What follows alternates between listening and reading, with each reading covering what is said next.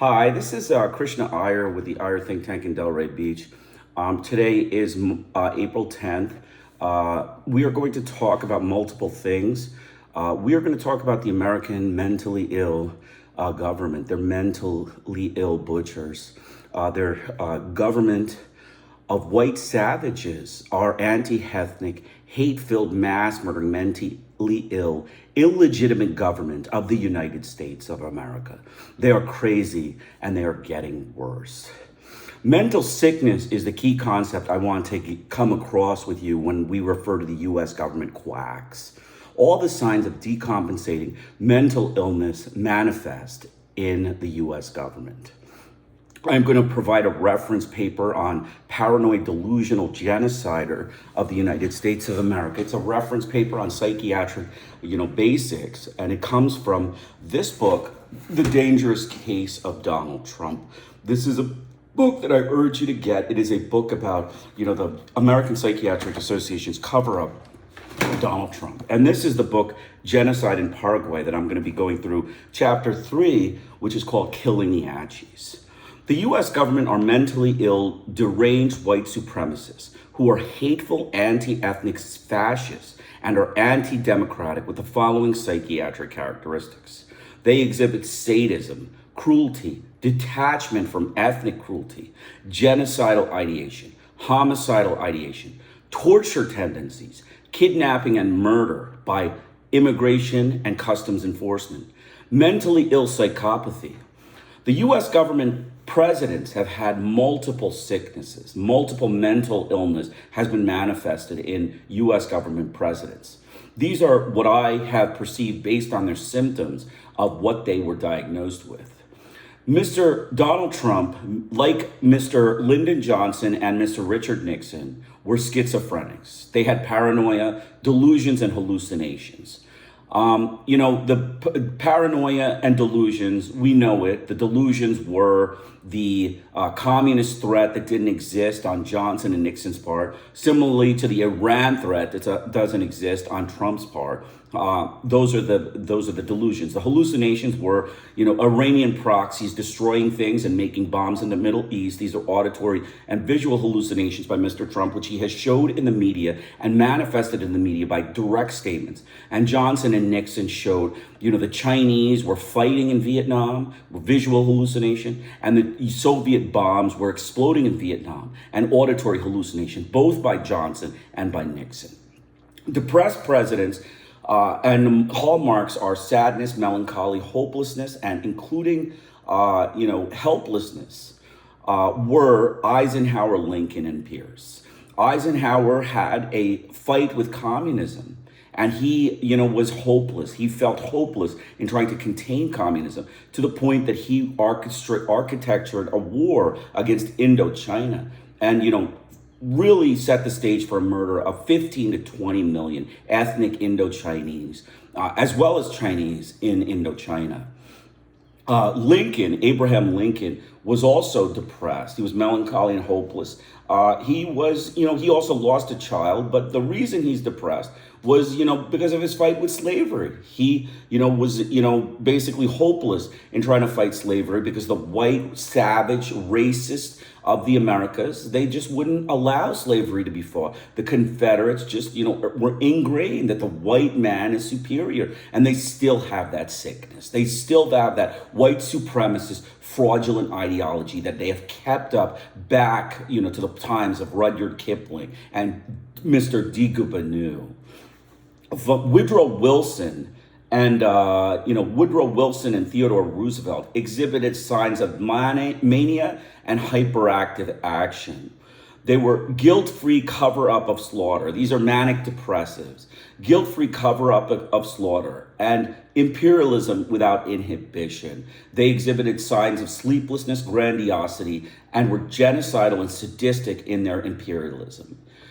Bipolar disorder includes Thomas Jefferson, Franklin Roosevelt, Harry Truman, and Rutherford Hayes. Okay, so Jefferson, because of his slave rapes and his slave captures, slave squads, basically death squads, and his slave murders. He was, he was basically bipolar. He was bipolar disorder. He had high energy mania and then low mood depressions when he found that he didn't have control over his slaves. I mean, it was a sadistic, process. Franklin Roosevelt had energy of pro-Indochina, and then he developed low energy imperialism on Chinese expansion and Chang Kai shek backing. So he was, a Chang Kai shek backer, but he was energy of pro-Indochina. So he was also bipolar. Harry Truman was also bipolar. He had similar symptoms to Roosevelt. He had, a high energy involvement in Indochina and a high energy, a high energy response to Indochina, but then a low energy in all other parts of the world where he was focused solely on, Indochina and ignored all of the other world's problems as well as domestic problems. So he had major psychiatric bipolar disorder. And then finally, Rutherford Hayes. He developed high energy propaganda against Jim Crow and the debt peonage in the South. And then he was finally responsible for the pulling of federal troops from the Confederate South and allowed the neglect of the Southern blacks. So he was clearly a bipolar patient. So these are my assessments based on psychiatric reading, and I am a physician. I am not a psychiatrist, but I am a physician, and I do believe these presidents all exhibit major symptoms of mental illness, and that's because the U.S. government legalizes mental illness in their presidents so that they can make ethnic slaughter happen. It is a pretext to allow for ethnic slaughter and hate-filled release of their anxieties on the world. They release their hate against ethnic communities, the white savages of the U.S. government. So I am going to now go through chapter 3 of Killing the Achis. This is, the book, it's Genocide in Paraguay. I'm going to read chapter 3. This book is out of print. It is, it's like available for $400 or $500 on, I think it's Amazon, but, it's basically out of print. For all intents and purposes, that means it's out of print. So I'm going to make a full legal record on YouTube so that this can be discussed in the event that anybody wants to see what the U.S. government is capable of. And I'm going to draw inferences to their other actions.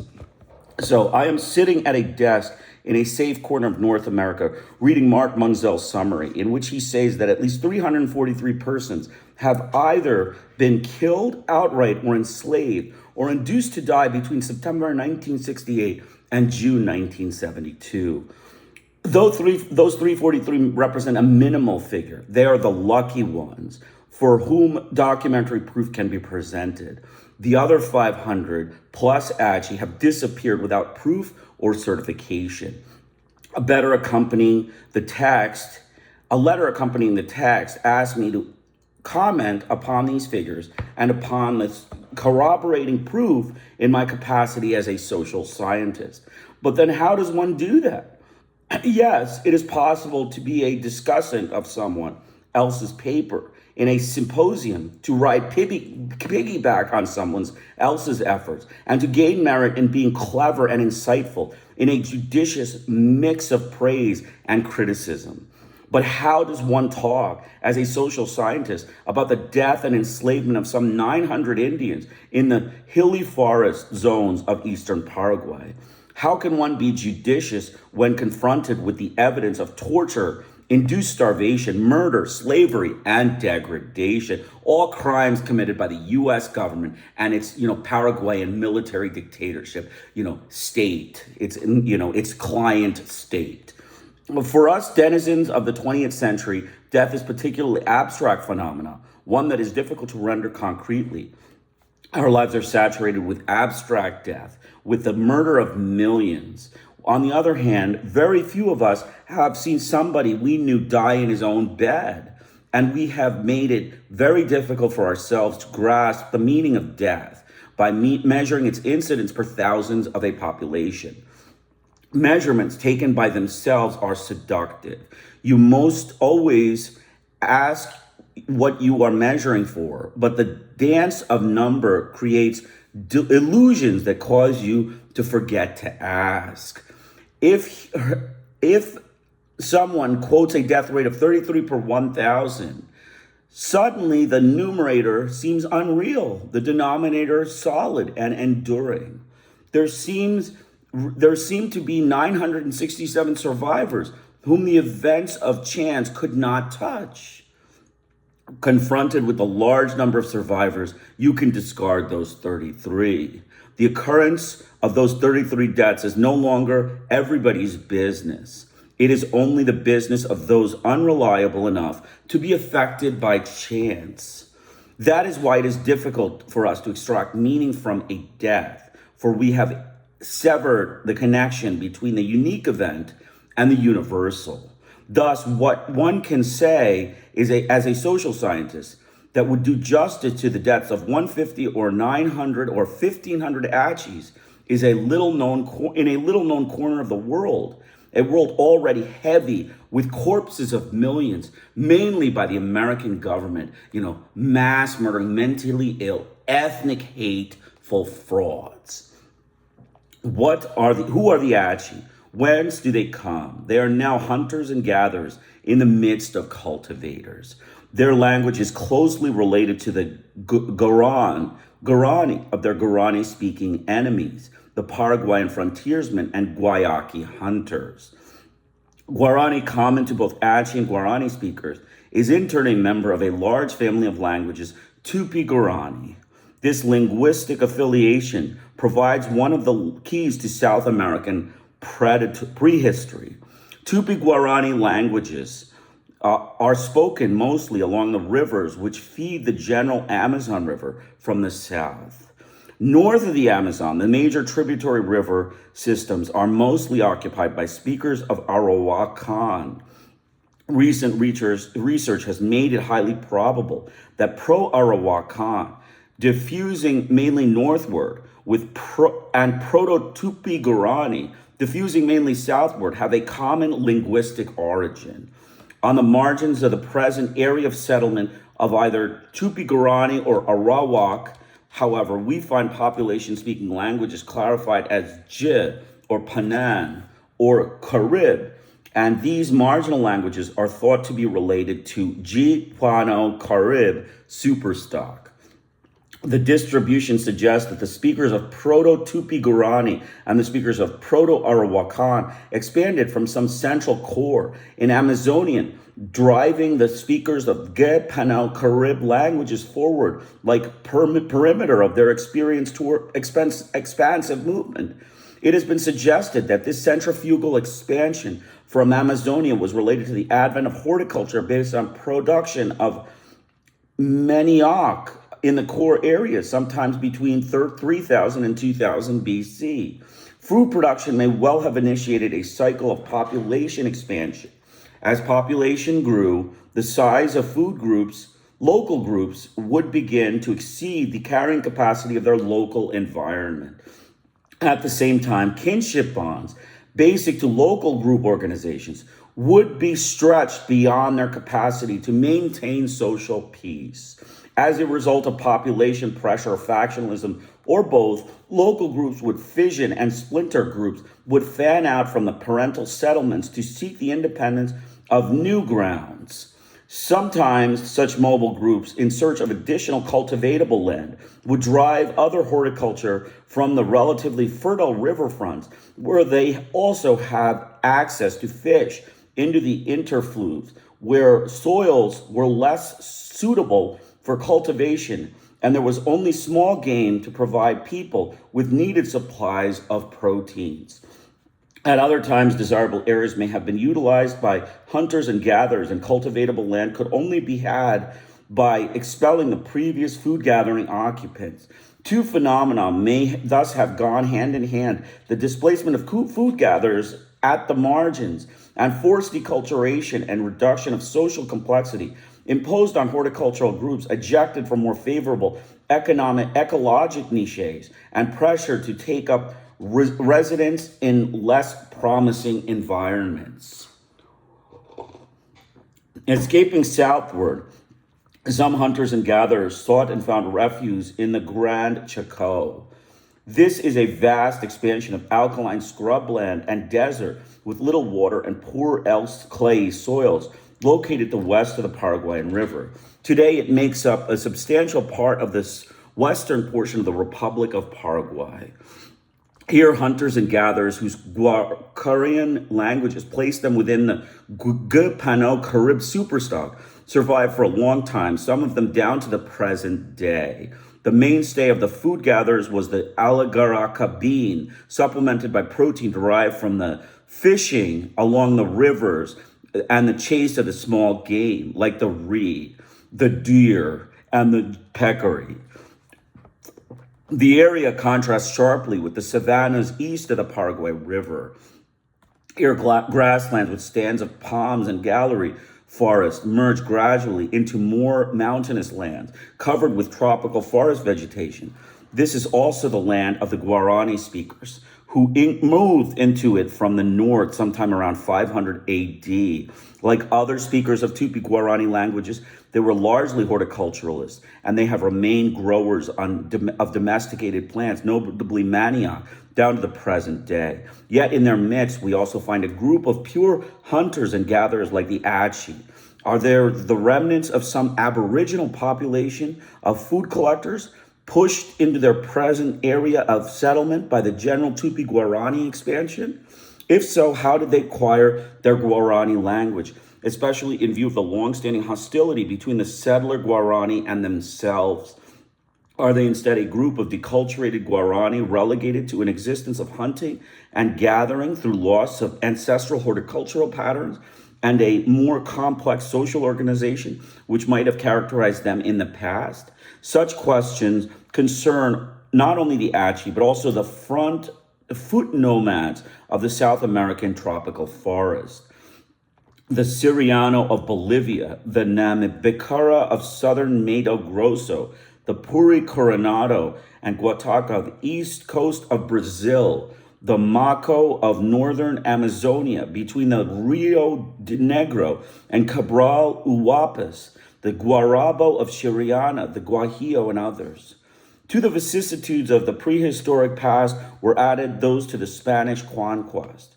For a brief period, the conquerors hoped that the country along the Paraguay River might harbor the falsified treasures of El Dorado, but what a little gold could be found there had come from elsewhere, from the high Andes. Thus, Paraguay became little more than a zone transit between the silver mines of Bolivia and Peru and the Spanish port of Buenos Aires in the mouth of the river.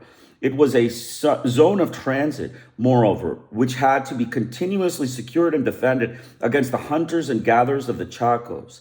These, the Alapant, Mocovi, Toba, Palaga, Paguaya, Mabaya, quickly took over the horse and horse riding from the Spaniards and, much like the Plain Indians of North America, turned to raids on horseback against the Spanish outposts and way stations, sometimes as a means of gaining a livelihood, sometimes in self-defense.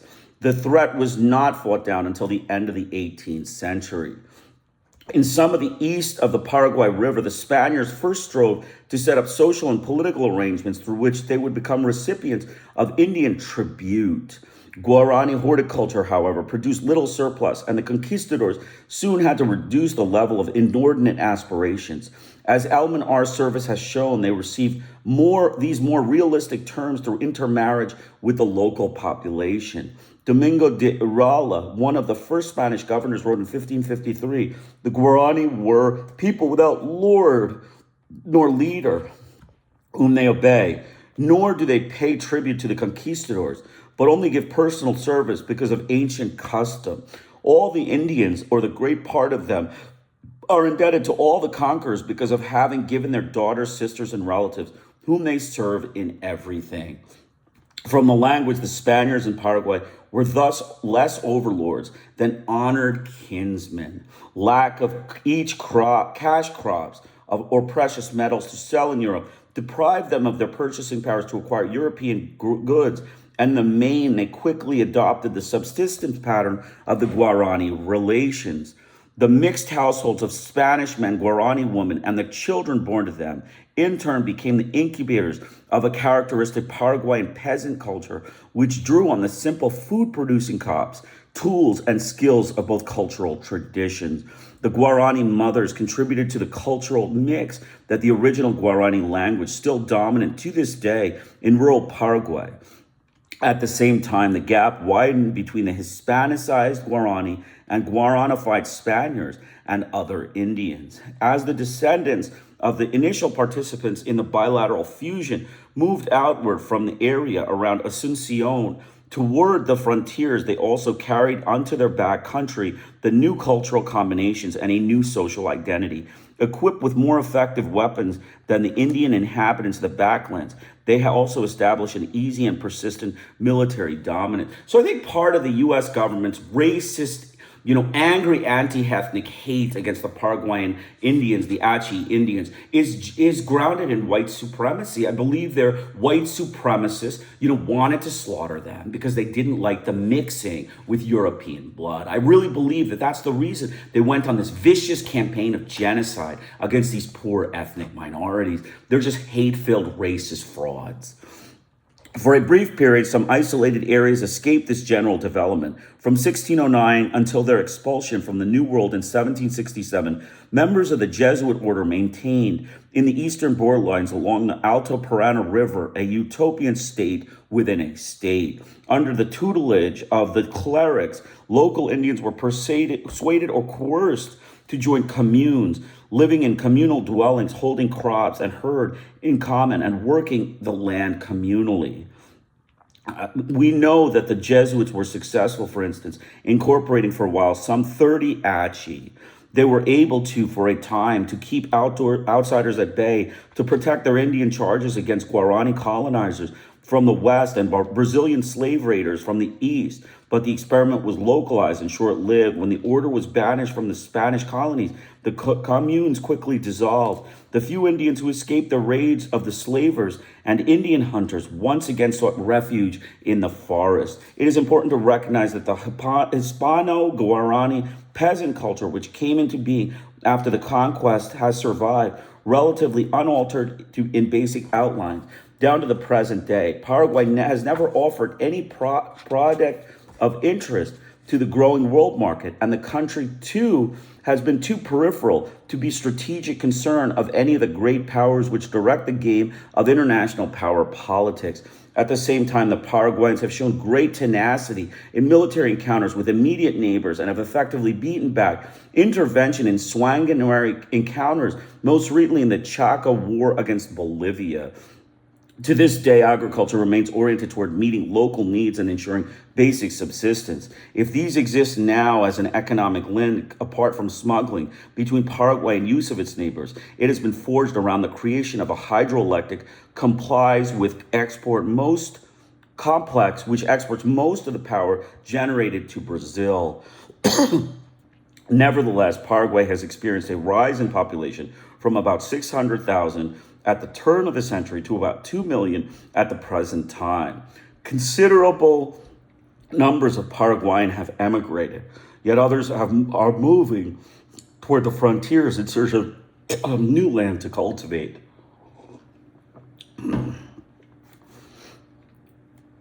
Population pressures are unavailable resources is not, of course, an independent variable. Much land around the capital, Asuncion, and in the vicinity of the towns is held to large estates, and cultivators in search of new agriculture resources are gradually pressed toward the less populated and more isolated provinces of the country. Here, some of the vanguard of the population movement has encountered an age-old enemy, the hunters and gatherers of the forest, the Achi, and here at once upon a time in North America, the only good Indian is a dying Indian. One thing is certain, the Achi are not alone in their dying. Hunters and gatherers like them have been dying and continue to die all along the internal margins of Latin America. Hundreds of and thousands of them in Peru, Brazil, Venezuela, Colombia are driven daily from their former hunting territories to make room for incoming settlers and plantation, roads, airstrips, pipelines, oil wells, and this is hardly a new process. Only the latest episode in the onward march of civilization, wherever civilization march advances, it spells the doom to the non-civilized. One of the total range of human possibilities, civilization can tolerate only a few. In Latin America, this battle in the civilized against the non-civilized is fought by men who classify themselves as men of reason, generación, against those who benefit of that particular reason, can be classified with the animals. The Guarani-speaking Paraguayans who hunt the Achi and the Achi both speak varieties of the same language stock, Tupi-Guarani, but the Guarani-speaking settlers of men of reason, while hunting and gathering Achi, are in the terminology merely Guayaki, rabid rats, and rabid rats must be exterminated.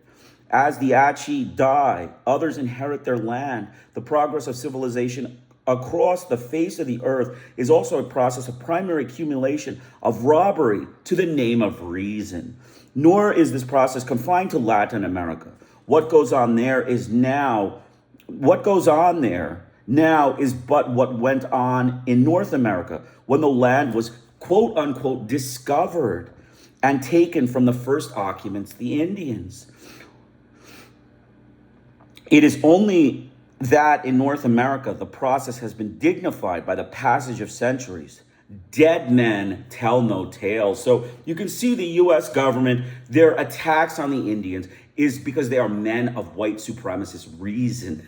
We're calling them men of reason of the U.S. government. They're racist frauds. They're savage, sadistic, detached, cruel, anti-ethnic slaughterers of humanity. And that is what they will always be remembered by the Achi and all other ethnics in the world. All ethnics across the world view the U.S. government as savage, detached, cruel, sadistic, inhumane, mass murdering, anti-ethnic, hate-filled butchers. And one more point is that the destruction of the records of the Indians in America, by the men of reason, what we call the men of reason, was the father of American propaganda, of American lying, is John Winthrop Sr., the Massachusetts governor who wrote the book, The History of New England. You can look that book up. It is a treatise on the Indian Wars and the wars of extermination against the Indians in New England area. And he basically rewrote what happened. He put the treaties that were signed by the Indians. He destroyed them. He had a deviant destroy them. And then he rewrote them with the Puritan white supremacist ideology of the U.S. government. Their racist frauds, forged the treaties in their books and history books. And that is an example of their fraudulent media and propaganda. Their propagandists, liars and frauds of the U.S. government. Implicit in this contrast between real people and animals is still another dimension, also old in Latin America, between indios de policia, political Indians with the state, and the savage stateless societies. To the encroaching Spaniards and Portuguese, political Indians were domesticable and Indians. Already used in policia, they could be integrated into the new states set up under the Iberian auspices. Savages, on the other hand, escaped that integration. Anthropologists are familiar with such groups from research carried on in many parts of the world. They're fond collectors, not fond producers. They hunt game and collect wild plants, and they move after the game herds and seek out the beds of edible vegetables. They lack the organization of formal states, but order the relations with one another through ties of kinship and marriage. Access to the means of production is governed by criteria of age, sex, and personal skill, but there are no mechanisms for depriving a man of the ability to hunt, nor making one man do the work of another. There are leaders who exert influence through persuasion and example and through the manipulation of kinship ties, but they lack any means of stable coercion and cannot make their leadership heritable over generations. The Achi conform to this widespread type. They hunt the animals of the forest and collect larvae called guchu for additional food. They move in small groups, each centered upon a leader whose role is underwritten by the skills in the hunt and by kinship ties with other men. Group form bands and intermarrying bands are allies or irandi. All those who are potential marriage partners, including Achi, are not counted among one's allies, are enemies. Only members of one's own band may hunt in the band territory. Trespass is not tolerated. All life is centered upon the hunt and hunting. Meat is the mainstay of their diet. Social prestige goes to the skilled hunter of animals, and the relation of men to animals is central to their view of the world. Men, trees, and animals, and one through common kinship. Yet men must hunt animals by order of the great jaguar. Men give meat to women, and the child's soul is formed through meat received by its mother during a special ceremonial. The child's name is taken from the animal eaten on that occasion and denotes a special relation between the animal and himself. A change in name would destroy the relationship and deprive the soul of its capacity to return to its origin. When men die, part of them is reincarnated in animals and trees, yet the cycle of life will endure only as long as men go on hunting. What are the alternatives for bearers of such a culture when they encounter civilization? The Paraguayan anthropologist Miguel Chase Sardi recorded the answer of a Nivacal Chalupi Indian. There are only three ways of dealing with the whites: approach him and become his servant, his slave, flee from him, or kill him. What alternatives have been proposed by the agents of civilization? One is the conversion of bad live Indians into good dead ones. This is genocide, and it is already in full swing. A second alternative is to allow the Indians to flee into a national park set aside for their use, a national game park where they could survive along with other endangered species. This was the project of the Villas-Boas brothers in setting up the Xingu National Park in Brazil. But such a project can last only as long as the powers that be agree not to interfere, and the Xingu project has already suffered a death blow through the construction of highways BR 80 and BR 242 right through the center of the national park. If such a project were set up in Paraguay, who would keep the Guayaki hunters and their dogs out of the national forest? The third alternative is to place the Indians on a reservation to turn the wild Achi into tame Achi. This means ethnocide. We who were once men, Munzel quotes from the Song of a Reservation Achi, never, never will rove free between the trees of the forest. Those who were once men become less than men. Depriving an Achi man of his lip ornament deprives him of his manhood. Changing his name cuts his connections with the forest and with nature and supernature.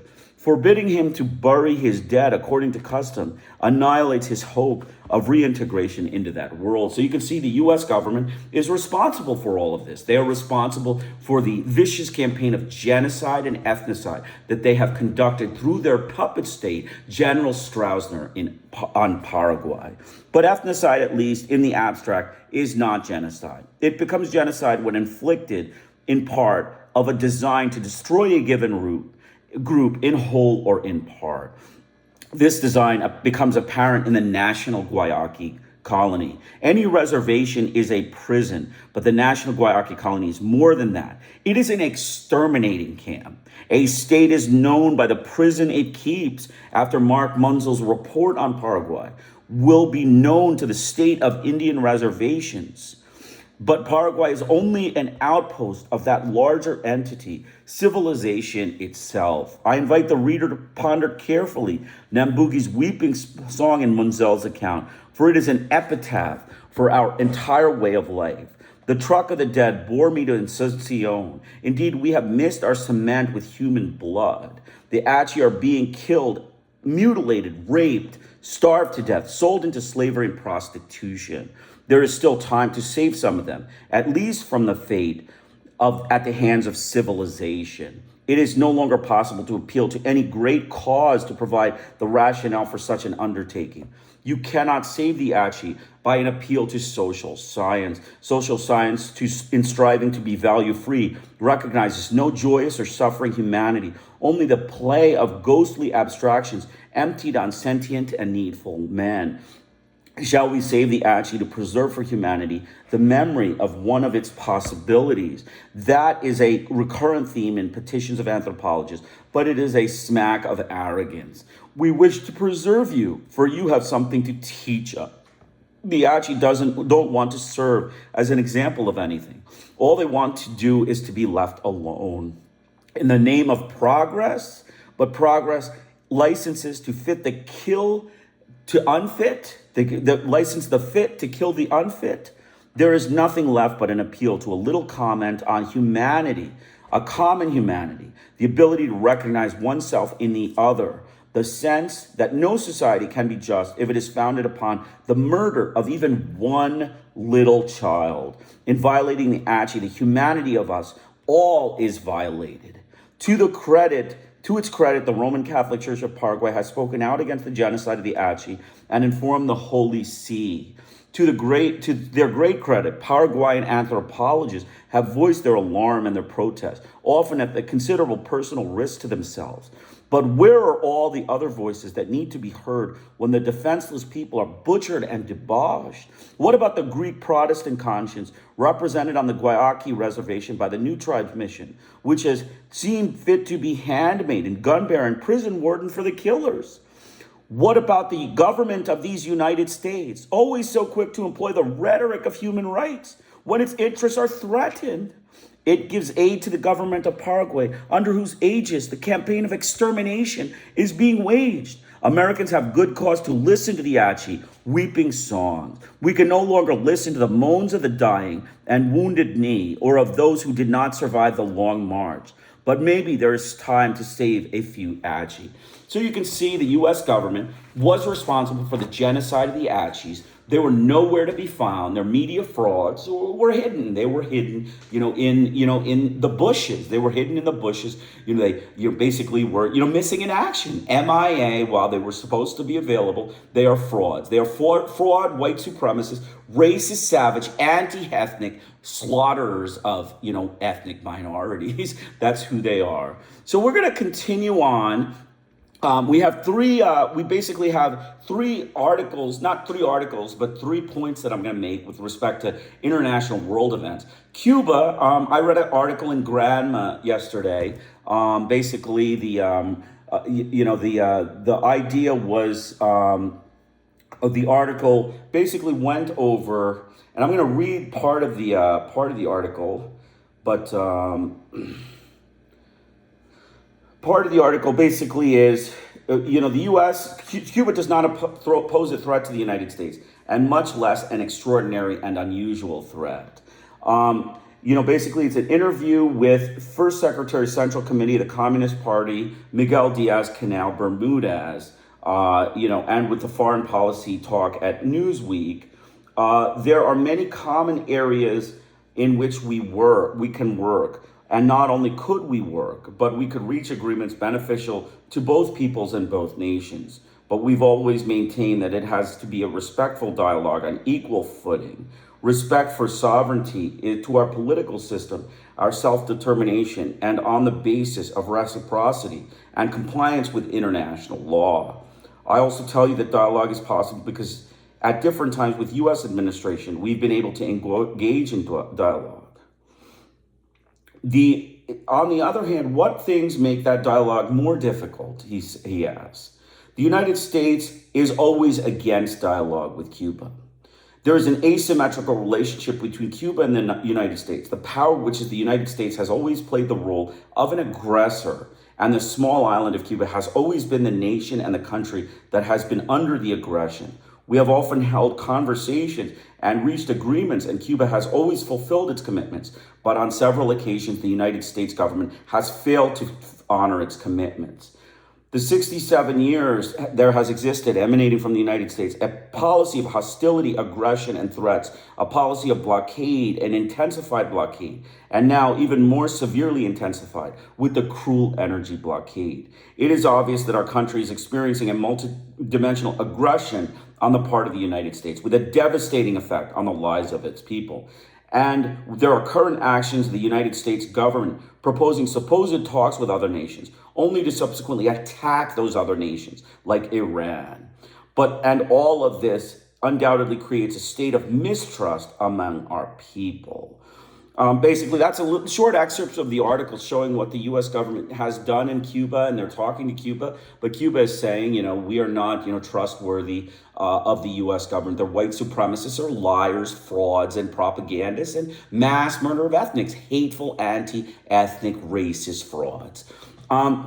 Continuing on, Venezuela and ethnic oppression. That's the second place Donald Trump did his, illegal war of aggression on Venezuela. And he is doing now I have read an article, prison medical experiment by the U.S. government on Hispanics in the prisons of Venezuela, basically. They are doing medical experimentation on the prisoners in Venezuela, the racist frauds of the U.S. government, their sadistic, cruel, detached, anti-ethnic, mentally ill butchers, they're mentally ill people in the U.S. government are now engaged in prison experimentation, of a medical variety on prison inmates that are Hispanic in Venezuela prisons. They went to Venezuela for a reason, to slaughter the Indians, to slaughter the indigenous and commit a genocide against the Indians in Venezuela, as well as to do medical experiments amongst the people of Venezuela. And that's what Donald Trump is. He is a schizophrenic, crazy fraud. He is crazy like a crazy, which we will get to in just a minute.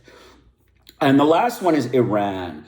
Professor Pier Francesco Cagliari, professor of the University of Bologna in Italy, has stated that Donald Trump should be condemned for the destruction of civilian, UNESCO-protected heritage cultural sites in Iran. The attacks on Golistan Palace and Nakhchivan Square show the hateful anti-ethnic mentality of the U.S. mentally ill mass murdering butchers and their inability to preserve required sites in the indiscriminate bombing of other nations. He urges the world to condemn Donald Trump as a war criminal and to take action against this schizophrenic action against the Iranian people and civilization. We're going to also talk about the dangerous case of Donald Trump. I told you this book, The Dangerous Case of Donald Trump, is important. It's a short book that goes over Donald Trump's serious mental illness and why he is not fit to serve as president, and he has been allowed to undertake a racist war of aggression against Iran without any checks and balances, and without a release mechanism, without a way to rein him in as a racist, American, sadistic, anti-ethnic, mass murdering butcher. So, among the truly many disturbing behaviors of the man we know serving as leaders of the free world is his relationship with his daughter, Ivanka. What follows are some of the more unsettling things Trump has said about her while knowingly being recorded. Who's one of the greatest beauties of the world, according to everybody. And I helped create her, Ivanka, my daughter Ivanka. She's 6 feet tall. She's got the best body. During an interview with Howard Stern, when Ivanka was 22 years old, I've said that if Ivanka weren't my daughter, perhaps I'd be dating her. This was, Donald Trump nearly casual remarks in 2006. And in another appearance on the Howard Stern radio show, in response to Stern saying, "By the way, your daughter," Trump responded, "She's beautiful," Stern added, "Could I say this? A piece of ass." To which Trump said, "Yeah." This is by Kaczynski in 2016. To reporter about Ivanka, "Yeah, she's really something. And what a beauty that one. If I weren't happily married," and her father, Sotorov, in 2015. On Fox's Wendy Williams show in 2013, "Ivanka, what's the favorite thing you have in common with your father?" Williams asked. "Either real estate or golf," Ivanka replied. "Donald," Williams asked Trump. "Well, I was going to say sex, but I can't relate that to." Trump answers, gesturing to Ivanka in February 2016. One of the first acts of mass citizen resistance against Trump's presidency occurred the day after his inauguration, when much of the country went to the streets in protest. The 2017 Women's March was the largest protest gathering in history of the United States. Researchers Jeremy Pressman and Erica Chenoweth estimate that more than 4 million people participated nationwide. They calculate that approximately 300,000 people marched in other countries, partly in response to the assaultative attitude and behavior against women unprecedented in a U.S. president. A great danger to vulnerable groups and the human rights abuses arise from the type of individuals Trump's psychopathy leads him to look for affiliation and support. Unable to tolerate criticism and perceived threats to his ego, and with a documented obsessive need to be admired, he has notably selected as his advisors either family members or people who, in clinical jargon, enable his illness. This is one of the more significant ways in which he has become a danger to others as president. Members of vulnerable communities often write and speak about grave concerns regarding those whom he is choosing to guide him. Using his proposed federal budget as a lens, Jessica Gonzalez Rojas wrote, it outlines President Trump's spending priorities and program cuts that make clear his utter contempt for communities of color, and it edges this country and its moral compass closer to the nativist vision espoused by the likes of White House advisors Steve Bannon and Stephen Miller and Attorney Generals Jeff Sessions. His mental health symptoms, including impulsive blame-shifting, claims of unearned superiority, and delusional levels of grandiosity, have been present in his words from his very first campaign speech. They're bringing drugs, they're bringing crime, they're rapists, and some, I assume, are good people. In 2017, Elridge, I would build a great wall, and nobody builds walls better than me. Believe me, and I'll build them very inexpensively. I will build a great wall on the southern border, and I will have Mexico pay for the wall. Mark my words, Gamboa, 2015. Regarding U.S. District Judge Gonzalo Curiat, who was born in Indiana, Trump claimed it was a conflict of interest for the judge to hear a fraud case against Trump University, telling CNN he's a Mexican. We're building a wall between Trump and Mexico in 2006. Trump's unhinged response to court decisions, driven as they appear to be by paranoia, delusion, and a sense of entitlement, are a grave concern. While President of the United States, he has on more than one occasion questioned the legitimacy of the court. In this example, we have a severe rollout, he insisted, claiming that the only problem with the Muslim ban was the bad court that halted it. In February 2017, he tweeted, the opinion of this so-called judge, which essentially takes law enforcement away from our country, is ridiculous and will be overturned, to which Representative Jerry Nadler proposed on February 2017. According to the Department of Homeland Security, at least 721 individuals and their families were denied the entry that they had expected at U.S. borders under a ban deemed illegal by more than the court. At least 100,000 visas were revoked, according to the Justice Department. So, Jessica Gonzalez Rojas, in their description of Trump against the programs, makes clear his, relationship to the white supremacist frauds of the U.S. government, like the likes of Mr. John Winthrop Sr., Mr. William Hubbard, and Reverend Increase Mather, Reverend William Hubbard, and, John Winthrop Sr., the author of books that were fraudulent. They were fraudulent data that condemned the Indians and, promoted the whites in their, actions. So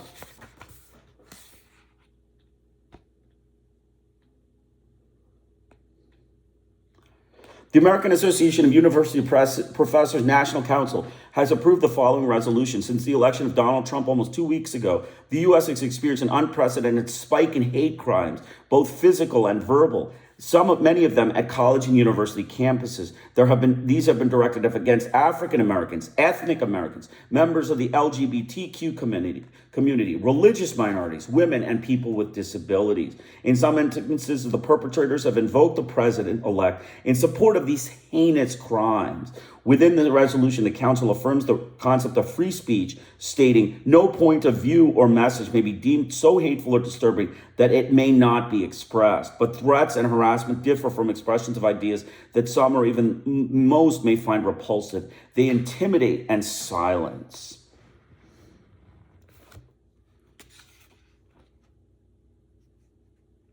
Basically, two university professors performed an evaluation of Trump's campaign and a procession of racist and ethnocentric rhetoric by Trump campaign over the last 18 months with repeated insults, gross generalization, and other derogatory speech hurled at Mexicans, Muslims, ethnic minorities, and women. They asked 100 of the Trump and 100 of the Clinton supporters to rate their personal feelings toward a variety of social groups that the Trump campaign had disparaged at one time or another over the course of the race.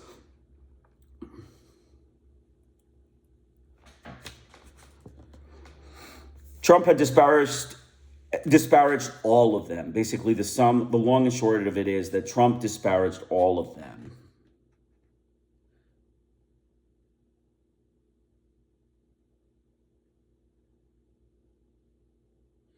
So, and in conclusion, he says that as the ultimate representative of our nation, Donald Trump is normalizing previously outrageous behaviors, negatively impacting everyone from our leaders to other nations to our own children. From the outset of his presidency, although clearly absent mandate from the population he now governs, he has repeatedly declared himself the greatest, the tremendous, the knowing more than anyone, and other statements consistent with narcissistic personality disorder with regard to an expectation of being viewed as superior without commensurate achievement by the American Psychiatric Association. He exhibits extreme denial of any feedback that does not affirm his self-image and psychopathic tendencies, which affords him very limited ability to learn and effectively adjust to the requirements of the office of president. Rather, he consistently displays a revenge-oriented response to any feedback. Holding this office at once feeds his grandiosity and claws at the fragile sense of self underneath it. His patterns of behavior while in the role of president of the United States have potentially dire impact on every individual living not only in this nation, but across the entire globe. The earth itself is in peril, both by the urgent issues that are not being addressed, while an unstable man sits in the Oval Office, and by new urgencies he creates. Mr. Trump is and has demonstrated himself to be a danger to others, not just one person or a few, but possibly to all others. So this is pretty, stark data, page 179 to 182 of The Dangerous Case of Donald Trump. It's an important book. I strongly urge you to get it. And it is about his psychopathy, the U.S. government, frauds. They're racist, mentally ill, sadistic, detached, cruel, anti-ethnic, hate-filled butchers. Their U.S. government itself is a bunch of frauds. Last but not least, we talked about the heritage site, UNESCO heritage site. So we're going to just, continue. The Iran war, I'm not even paying attention to it. I can't figure out the media. They're lying. They're frauds. I'm not even wasting my time with the Iran war. I'm looking at South America now. One day I was reading books on Putin. Everywhere I went to the sadistic savages would follow me around, the U.S. government, and try to coerce me to stop reading. This was while Biden was president. Now, since it's unnatural and elitist and impractical to read books, while ethnic slaughter of world's people is practical under Biden, he's a racist, sadistic, democratic fraud champion. He believes Putin is a dictator. Biden is a white supremacist, savage, mass-murdering, anti-ethnic fraud. Putin is way more democratic than Mr. Biden. Mr. Biden needs much more democratic reform before he could ever compete with Putin on democracy. So he can love Ukrainian whites, but he's a racist, sadistic, American frontiersman fraud. America versus other countries' population control. Sadistic, white savage cruelty by Uncle Sam versus rational thought with everyone else. Examples are one-child policy, abortion clinic, IVF, reproductive assistance. This is in other countries. In America, we have forced sterilization of ethnic women, murder of male ethnics, child ethnic murder and enslavement, ethnic poisonings, and mass murder through direct bombing, napalm-type sterilizations. That is the U.S. population control paradigm for itself and its other people and the other people in the world. Another example is that ethnic minorities can have children in America while they are slaves for white bosses. And when having children, they can't do their job. They get kicked out of the master's job to take time off for the baby. Then on the street, they try to find someone to feed the child and work with another master. And the child has to be given away to a family without children because the master will refuse the baby. Hence, the ethnic mother parts with the child to feed herself. But it does achieve the desired result of population control through sadistic, detached, white savage cruelty. Hitler would be impressed by the U.S. government population control paradigms. American democracy, just round up all citizen ethnic like immigrants and murder them like savage white sadistic frauds. That's American democracy's genocide of ethics. Nothing's changed since the white savage frontiersmen like James Winthrop Sr. landed. It's still a white group of sadistic, mass-murdering, anti-ethnic, mentally ill, and Hitler-shaming savages. Take away their ability to speak and representation, then secretly murder them as world governments look on and do what was done in Vietnam. Deny and lie that you did it. The pathological liars and frauds of the U.S. government have not changed since 1645. John Winthrop Sr. in his History of New England on the Indian War Treaties, which he fabricated in a pro-white supremacist Puritan way in Massachusetts. Mass-murdering, sadistic, white fascist frauds demonstrate their savage instinct and humanity. We're going to just review the Harvard academia. It's going to be a short, like maybe 3 to 4 minute summary of Harvard and MIT academia. There's a Harvard professor, Samuel Huntington, at the Department of Government of Harvard University. He was, present in that position during Carter administration years from 1976 to 1980. We have, the Department of Government, in a nutshell, he had many things that he did. He had stated many things regarding, basically human rights and media. Basically, his idea was, media fraud, like media. He was interested in media fraud. And I'm going to just maybe read a few excerpts of what he did because I'm going to just, try to finish up soon. It's just a few pages, basically. Ultimately, in essence, he caused a deceit in Indochina. He backed a deceitful press. He backed controlling the masses and requiring the minority groups like the blacks, Chicanos, and Indians, the natives, to be less active and to be maintained in a passive state of oppression so that the governability of the white supremacist American state can be preserved. He was paranoid about the press. He thought the fraudulent press was, anti-white supremacists. They were against the state of the United States, the fraud state of the United States. And he was probably right. They were democratic, but he, made the change real fast. Carter took his bait and made the change. He thought the Viet Cong should have been exterminated through our war in post-Indochina. He was a sadistic fraud at Harvard University. He supported a government overthrow in the Dominican Republic and called Bosch, that wanted an overthrow of Bosch. And basically he said to, cause death squads and murders of the natives of Dominican Republic, right? I mean, he got rid of Bosch. He supported the violent overthrow of Bosch, and he allowed for death squads and murders and the associated income loss from changing the regime in Dominican Republic.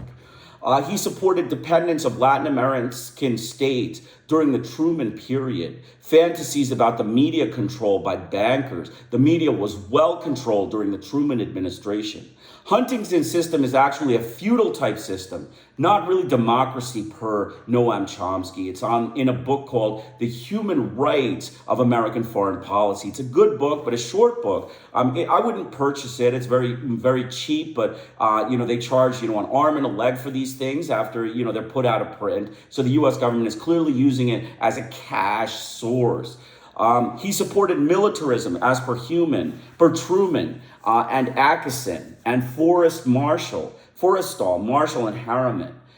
He thought no rabble by people, no open thought or democratic thought. He was basically a Harvard scholar, patriotic fraud. He reduced the peasant to apathy and the nobility to high prerogative.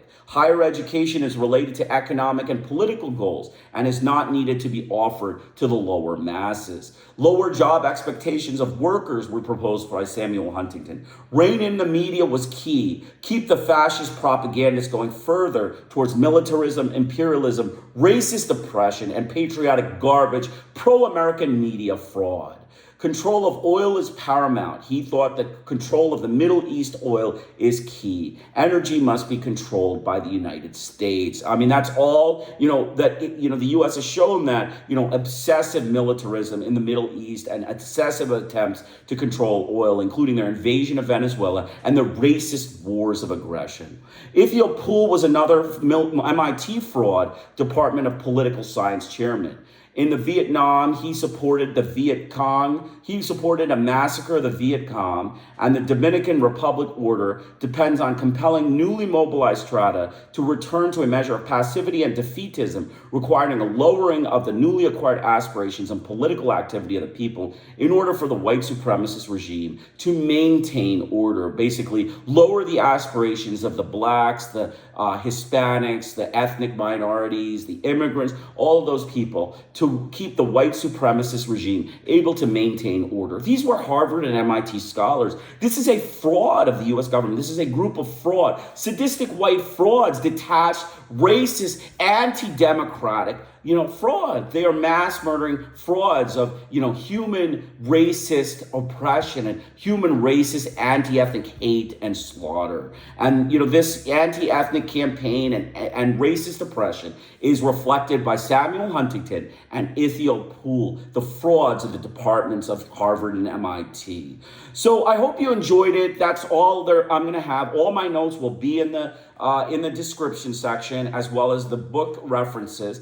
I will be back in 2 days. Every 2 days I do this podcast. Hopefully you'll be there and watch it. I don't recommend you pay attention to the war headlines on the Iran war. I think it's all propaganda, farce, nonsense by the U.S. government, racist frauds of the U.S. government. And I hope you enjoyed it. Krishna Iyer with the Iyer Think Tank in Delray Beach. Have a great day.